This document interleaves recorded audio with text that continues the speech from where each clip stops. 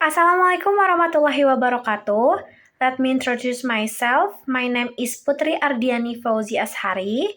I am from A2 class 2023 and my student number is 2322009 and 6. Thank you for this wonderful welcome. Thank you to the people of Jakarta and thank you to the people of Indonesia. I'm so glad that I made it to Indonesia and that Michelle was able to join me. We had a couple of false starts this year, but I was determined to visit a country that has meant so much to me. Unfortunately, it's a fairly quick visit, but I look forward to coming back a year from now when Indonesia hosts the East Asia Summit.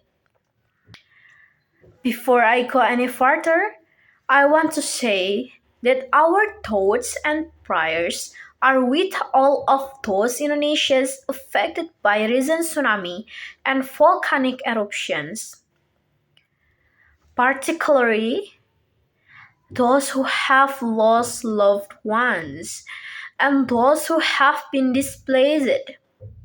As always, the United States stands with Indonesia in responding to this natural disaster, and we are pleased to be able to help as needed.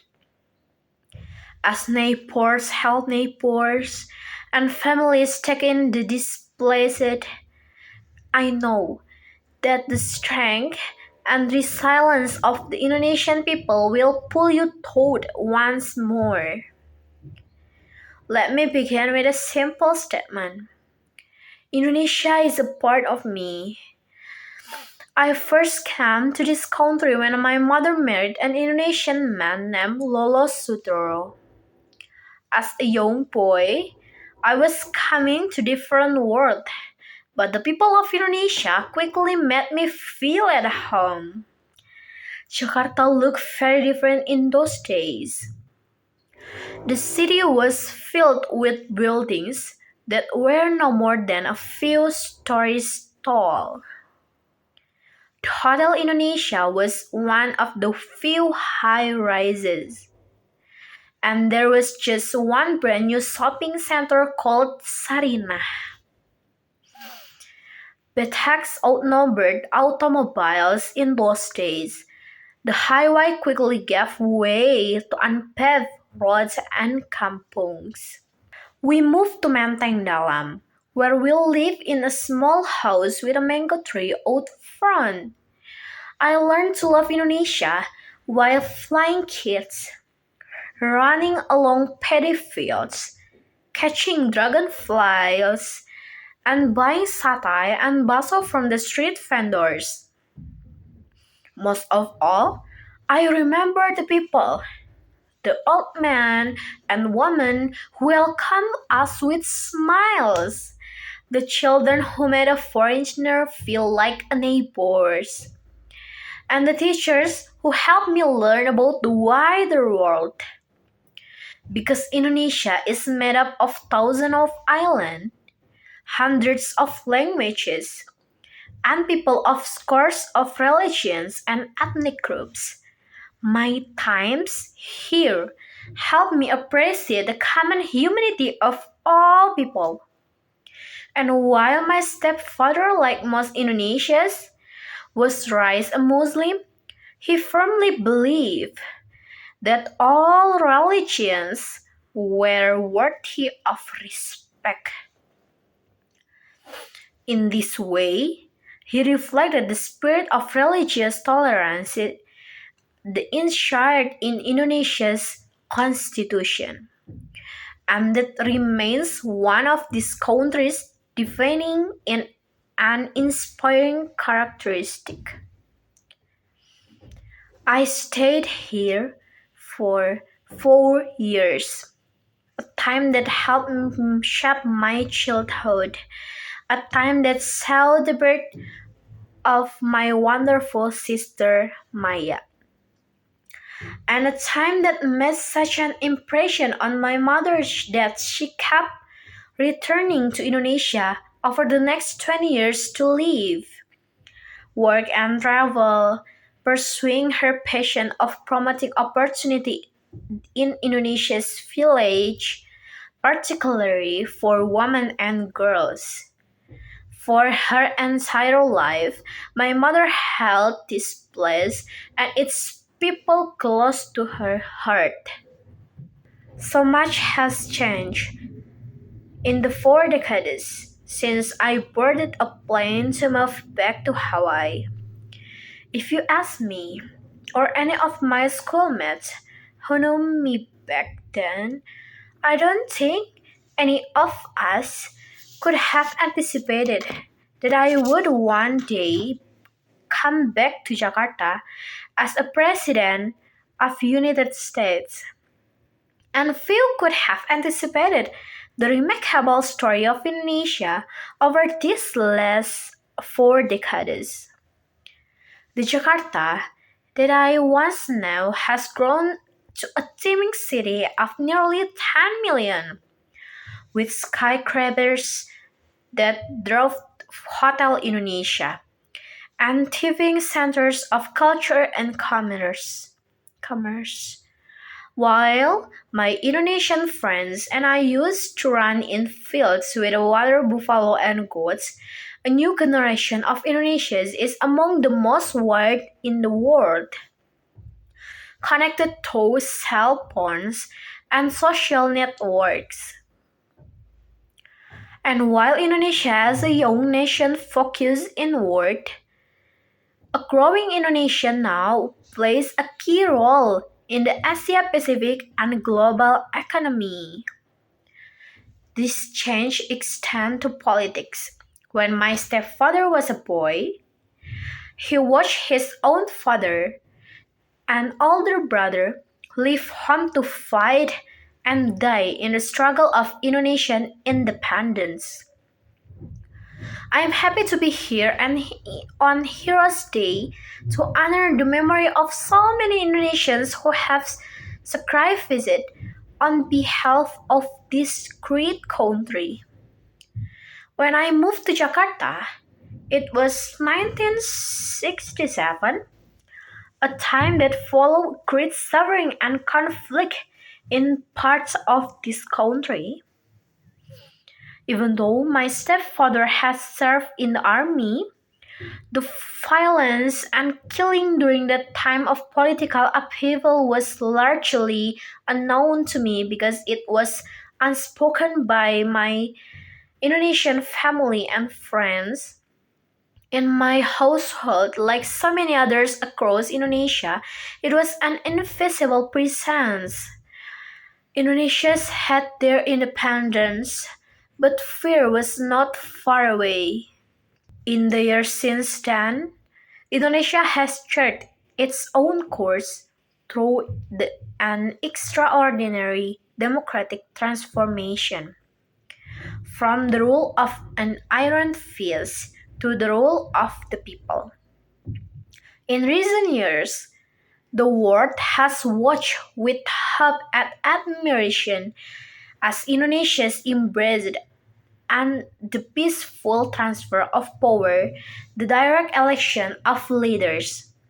And just as your democracy is symbolized by your elected president and legislature, your democracy is sustained and fortified by its checks and balance. A dynamic civil society, political parties, and unions, a vibrant media, and engaged citizens who have ensured that in Indonesia there will be turning back. But even as this land of my youth has changed in so many ways, those things that I learned to love about Indonesia, the spirit of tolerance that is written into your constitution, symbolized in your mosque and churches and temples, and embodied in your people still lives on.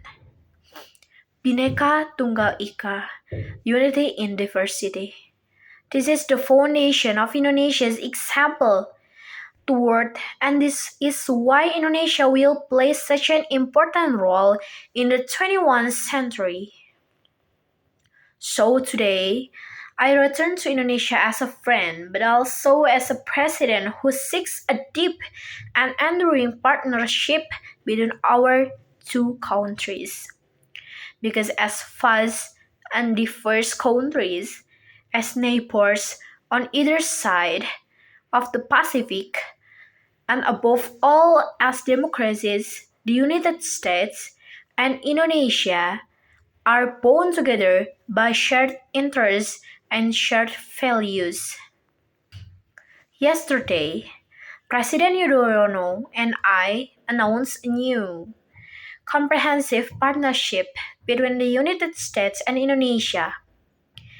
We are increasing ties between our governments in many different areas. And just as importantly, we are increasing ties among our people. This is a partnership of equals, grounded in mutual interest and mutual respect. With the rest of my time today, I like to talk about why the story I just told, the story of Indonesia since the days when I live here, is so important to the United States and to the world. I will focus on three areas that are closely related and fundamental to human progress, development, democracy, and religion. First, the friendship between the United States and Indonesia can advance our mutual interest in development. When I moved to Indonesia, it would have been hard to imagine a future in which the prosperity of families in Chicago and Jakarta would be connected. But our economies are now global, and Indonesians have experienced both the promise and perils of globalization. From the shock of the Asian financial crisis in 1990s to the millions lived out of poverty. What it means and what we learned in the recent economic crisis is that we have a stake in each other's success. America has a stake in an Indonesia that is growing with prosperity, and it's broadly shared among the Indonesian people because a rising middle class here means new markets for our goods. Just as America is a market for yours. And so we are investing more in Indonesia. Our export have grown by nearly 50%, and we are opening doors of Americans and Indonesians to do business with one another. America has a stake in an Indonesia that plays its rightful role in shaping the global economy. Gone are the days when 7 of 8 countries could come together to determine the direction of global markets. That is why the G20 is now the center of international economic cooperation so that emerging economies like Indonesia have a greater voice and bear greater responsibility. And through its leadership, the G20 Anti-Corruption Group, Indonesia should lead on the world stage and by example in embracing transparency and accountability. America has a stake in an Indonesia that pursues sustainable development because the way we grow will determine the quality of our lives and the health of our planet. That is why we are developing clean energy technologies that can power industry and preserve Indonesia's precious natural resources. And America welcomes your country strong, leadership in the global effort to combat climate change. Above all, America has a stake in the success of the Indonesian people. Underneath the headlines of the day, we must build bridge between our peoples. Because our future, security and prosperity is shared. That is exactly what we are doing by increased collaboration among our scientists and researchers and by working together to foster entrepreneurship. And I'm especially pleased that we have committed to double the number of American and Indonesian students studying in our respective countries.